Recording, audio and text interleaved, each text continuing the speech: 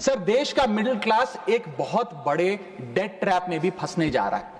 मैं ये भी भविष्यवाणी आज करना चाहूंगा, क्योंकि भारत का household debt to GDP ratio आज 40% पे खड़ा हो गया। सरल भाषा में बताऊं तो भारत के मिडिल क्लास परिवार आज रोजमर्रा के जीवन के लिए, अपने डेली एक्सपेंसेस के लिए लोन लेने पर मजबूर हो गए हैं, चाहे वो पर्सनल लोन हो, चाहे वो क्रेडिट कार्ड के जरिए हो, या चाहे वो अन्य प्रकार से फाइनेंशियल इंस्टीट्यूशन से ब्याज पर पैसा लेना हो।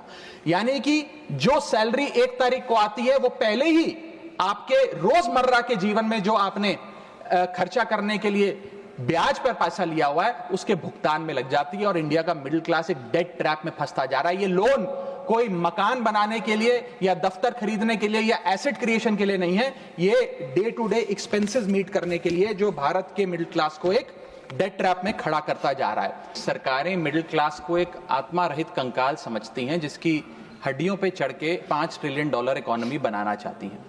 सर, इस देश का मिडिल क्लास कमर तोड़ मेहनत करता है, लेकिन इस मेहनत के बावजूद मिडिल क्लास गरीब हो रहा है, अमीर नहीं हो रहा। गरीबों के लिए तो अक्सर सब्सिडीज और स्कीम्स लाई जाती हैं, जो कि लानी भी चाहिए। अमीरों के लिए production linked incentives, rebate, tax incentives, न जाने क्या क्या लाया जाता है, लेकिन इस देश के मिडिल क्लास को कुछ हासिल नहीं होता। ऐसा लगता है कि सरकारें समझती हैं कि देश के मिडिल क्लास के ना सपने हैं ना अरमान है, लेकिन वो सोने का अंडा देने वाली वो मुर्गी है जिसकी गर्दन जब चाहे मरोड़ के टैक्स वसूल लिया जाए। और सर, जब नौकरी से लौटता हुआ साधारण पैंट शर्ट पहने मिडिल क्लास का आदमी मेट्रो की लाइन में खड़ा होता है, तो उसे ये चिंता नहीं होती कि घर जाकर कौन सी पिक्चर देखूंगा या कौन सा पकवान खाऊंगा। उसे ये चिंता होती है कि मैं अगले हफ्ते अपने बच्चों की फीस कैसे भरूंगा, बाबूजी का ऑपरेशन कैसे कराऊंगा, या बड़े साल नौकरी कर ली, अब एक स्कूटी खरीद लेता हूं, लेकिन जब बाजार जाता है तो पता लगता है वो स्कूटी जो 4 लाख की जो 40,000 की मिलती थी, वो अब 1 लाख रुपए की मिलने लगी, या वो ऑल्टो गाड़ी जो 3-3.5 लाख की मिलती थी, अब 10 लाख रुपए की मिलने लगी। ये सच्चाई है सर। मैं आपको बताना चाहता हूं और इस सदन में भविष्यवाणी करता हूं सर, कि इस टैक्स रियायत से इस देश की कंजम्पशन नहीं बढ़ने वाली। अगर आप वास्तव में इस देश की खपत यानी कि कंजम्पशन बढ़ाना चाहते हैं, तो आपको इनकम टैक्स के साथ साथ जीएसटी नाम का टैक्स कम करना पड़ेगा, क्योंकि जीएसटी वो टैक्स है जो इस देश का अमीर से अमीर आदमी और गरीब से गरीब आदमी भी देता है। जब गरीब आदमी अपने घर में चूल्हा जलाने के लिए माचिस खरीदता है तो उस पर भी जीएसटी देता है, और अमीर आदमी जब सफर करने के लिए मर्सिडीज और बीएमडब्ल्यू खरीदता है उस पर भी जीएसटी देता है। जीएसटी वो लोग भी देते हैं जो इनकम टैक्स नहीं भरते। जीएसटी वो लोग भी देते हैं जिनको सरकार, उन 80 करोड़ भारतीयों को जिनको फ्री राशन देती है, जीएसटी उनसे भी वसूला जाता है। तो सही मायने में अगर आप भारत में खपत यानी कि कंजम्पशन को बढ़ाना चाहते हैं, इकोनॉमी रिवाइव करना चाहते हैं, तो आपको जीएसटी कम करना पड़ेगा और जीएसटी स्ट्रीमलाइन करना पड़ेगा। कि सर, सैलरी बढ़ती नहीं, बचत होती नहीं, सिर्फ और सिर्फ महंगाई बढ़ती है। सच्चाई यह है सर कि मिडिल क्लास के घरों में जब कभी शादी का कार्ड आता है तो चिंता हो जाती है कि सगन में कितना पैसा देना पड़ेगा, और साथ ही साथ नया सूट सिलवाना पड़ेगा, ट्रेन का खर्चा हो जाएगा, एटसेट्रा। सैलरी औसतन मात्र 3% बढ़ी है पिछले वित्तीय वर्ष में, जबकि food inflation 10%, health care inflation 15%, और कंज्यूमर प्राइस इन्फ्लेशन और न जाने कितनी इन्फ्लेशन तो इनसे कहीं ज्यादा ऊपर आंकड़ों पर आज मंडरा रही है, लेकिन उसके मुकाबले सैलरी मात्र 3% बढ़ी। और सारी उम्र काम करने के बाद एक मिडिल क्लास का आदमी सोचता है कि अंत में रिटायरमेंट के समय एक छोटा सा अपना मकान, जमीन खरीद के मकान बनाऊंगा। जमीन खरीद के मकान बनाना तो छोड़िए सर, आज रियल एस्टेट के प्राइसेस, आपकी अर्निंग्स, मिडिल क्लास की अर्निंग्स के मुकाबले इतने ज्यादा हैं कि रिटायरमेंट 2-3 जन्म काम करने के बाद, रिटायरमेंट लेने के बाद भी शायद वो 2 BHK अपार्टमेंट भी नहीं खरीद पाएगा। इसीलिए मिडिल क्लास आज सरकार को वो गाना सुनाना चाहता है कि सारी उम्र हम मर मर के जी लिए, एक पल तो अब हमें जीने दो। सर, भारतीय रेल एक समय इस देश के 140 करोड़ आबादी का गौरव और उम्मीद हुआ करती थी, गरीबों का सहारा हुआ करती थी। लेकिन आज मैं बताना चाहता हूं कि भारतीय रेल की वो स्थिति है जो शायद ही पूरे सब कॉन्टिनेंट के तमाम रेलवे से अगर आप कंपेयर करें तो बद से बदतर होती जा रही है। सर, जितनी आबादी ऑस्ट्रेलिया की है, स्विट्जरलैंड की है, डेनमार्क की है, स्वीडन की और अन्य देशों की है, उससे ज्यादा लोग भारतीय रेल में रोज सफर करते हैं। सर, इतना महत्व है भारत की रेलवे का। इस देश का मिडिल क्लास खर्च नहीं कर रहा, और खर्च इसलिए नहीं कर रहा क्योंकि उसकी जेब में आमदनी ही नहीं है। कई रूट्स पर आलू की बोरियों की भांति लोगों को ठूसा जा रहा है, और अगर शौचालय में भी, ट्रेन के टॉयलेट में भी सीट मिल जाए तो आदमी अपने आप को सौभाग्यशाली समझता है।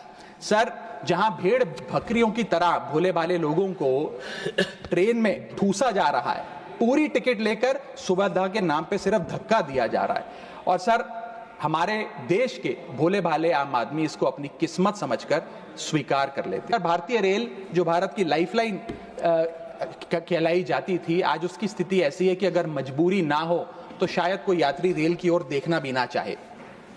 रेल जनता का रेल जरूर बना रही है, और इसका कारण यह है कि भारतीय रेल को अपनी पीआर, सोशल मीडिया कैंपेन्स और रील्स ज्यादा पसंद है, ना कि रेल की सुविधाओं को कैसे बेहतर करना है वो पसंद है।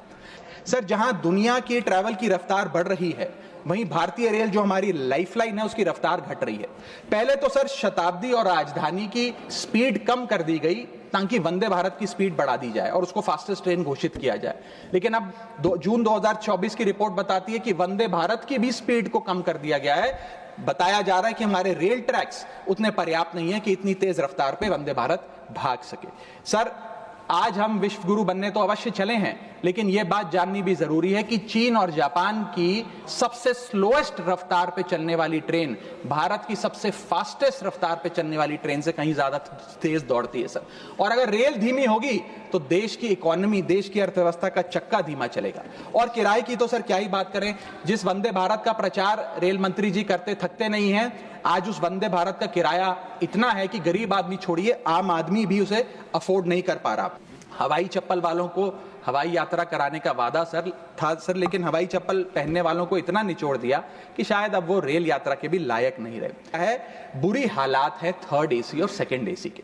थर्ड एसी, सेकंड एसी को सर एक समय पर जनरल बोगी, एक समय पर लग्जरी माना जाता था, लेकिन आज वो जनरल बोगी से भी बुरी स्थिति में है। अगर टिकट मिल भी जाए sir third AC, second AC की, तो सीट मिलने की कोई गारंटी नहीं है, क्योंकि जैसे ही आप बैठेंगे थोड़ी देर में कोई शख्स आकर कहेगा, भाई साहब थोड़ा एडजस्ट करिए, थोड़ा सी रखिए, हमें भी बैठने दीजिए। ये वास्तविकता है। और आज सोशल मीडिया और तमाम तरीके के पोर्टल्स पर आप देखेंगे तो क्या आरामदायक सरकार, क्या आरामदायक यात्रा, आरामदायक सफर भारत सरकार आम रेल यात्री को दे रही है, वो देखकर आप समझ जाएंगे।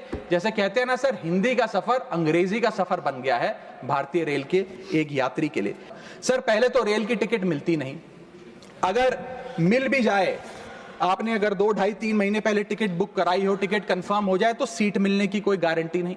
और सर आप अपना अनुभव देखिए, जब आप सबसे पहले प्लेटफॉर्म पर पहुंचते हैं अपनी ट्रेन में चढ़ने के लिए, तो आपको चारों तरफ सिर्फ गंदगी ही गंदगी नजर आती है। अगर बुजुर्गों के साथ या घर परिवार की महिलाओं के साथ आप ट्रैवल कर रहे हैं तो एक क्लीन वॉशरूम तक आपको मुहैया नहीं कराया जाता। और हालात यह है कि लोग मजबूर हैं प्लेटफॉर्म पर अखबार बिछाकर सोने के लिए, और वेटिंग एरिया के नाम पर तो सर सिर्फ एक नेम प्लेट, एक बोर्ड लगा नजर आता है और कुछ नहीं नजर आता। तो सर ट्रेन पे चढ़ने से लेकर ट्रेन पे उतरने तक की एक बड़ी लंबी फहरिस्त है अव्यवस्था की। यहां तक कि सर आज जब इस ठंड के मौसम में एक यात्री एक लंबा सफर तय करता है ट्रेन में और सोचता है कि थोड़ा आराम कर लूं, कंबल चादर खोल के ओढ़ने का प्रयास करता है, तो उस कंबल चादर से इतनी बदबू आती है, इतनी दुर्गंध आती है, और उसके जवाब में रेल मंत्री और रेल मंत्रालय बताता है कि हम महीने में एक बार कंबल धोते हैं। महीने में एक बार कंबल धोएंगे तो सर सुगंध आएगी कि दुर्गंध आएगी, ये मैं चाहूंगा कि सरकार इसका फैसला ले। हाइजीन रिलेटेड कंप्लेंट्स में पिछले 2 वित्तीय वर्षों में 500% का इजाफा हुआ है। ये दिखाता है कि हाइजीन स्टैंडर्ड्स को कितना कॉम्प्रोमाइज करती जा रही है हमारे देश की रेल। और सर अगर प्लेटफॉर्म पे भूख लग जाए तो आपको पानी वाली चाय, गंदे तेल में तले समोसे और छोले भटूरे अवश्य मिल जाएंगे। और इसी के साथ साथ अगर आपने आईआरसीटीसी का खाना बुक किया हो और रेल विभाग आपको खाना दे, तो जब वेज थाली आप मंगाएंगे तो उसमें आपको कॉम्प्लीमेंट्री मच्छर, कॉकरोच और कीड़े मकोड़े भी नसीब हो सकते हैं। जब आप वेज थाली ऑर्डर करेंगे और ये आपको नसीब नहीं होंगे तो सूखी रोटी, कच्चे चावल और पानी जैसी दाल तो अवश्य मिलेगी। सर महाकुंभ को लेकर कई आयोजन बड़े बड़े किए गए और कहा गया कि भारतीय रेल बड़ी सक्रिय होकर महाकुंभ का आयोजन कर रही है। मैं बताना चाहूंगा कि प्रयागराज का रेलवे स्टेशन और आसपास के कई रेलवे स्टेशन को बंद करना पड़ा क्योंकि सरकार क्राउड मैनेजमेंट नहीं कर पाई। और कहां पर ये स्पेशल ट्रेन चल रही है महाकुंभ के लिए, मैं पूछना चाहूंगा कोई व्यक्ति है जिसके पास एक स्पेशल ट्रेन की कंफर्म टिकट है? सर पहले तो आईआरसीटीसी की वेबसाइट का इंटरफेस कुछ इस प्रकार है कि आप टिकट बुक नहीं नहीं कर पाएंगे। जब बुक करने के लिए थर्ड पार्टी एप्स पे जाएंगे तो वो आपसे मोटा कमीशन लेंगी। अब खुदा ना खास्ता आपकी यात्रा कैंसिल हो जाए तो मोटा कैंसिलेशन चार्ज भी आपसे वसूला जाएगा। और प्लेटफॉर्म टिकट की तो क्या बात करें सर, आपके सगे संबंधी अगर आपको प्लेटफॉर्म पर छोड़ने आए तो कितना प्लेटफॉर्म पे खर्चा होता है, कितनी प्लेटफॉर्म टिकट किस रेट पर वसूली जाती है वो आपको पता है सर। और हालात ऐसे हैं कि वहां पर बिस्लरी का पानी आप प्लेटफॉर्म पर खरीदिए तो बिलसेरी का नकली पानी आपको दिया जाता है। ऐसे ऐसे ब्रांड्स के चिप्स, चॉकलेट्स, बिस्किट्स और पानी दिया जाता है जिन ब्रांड्स का आपने कभी नाम नहीं सुना।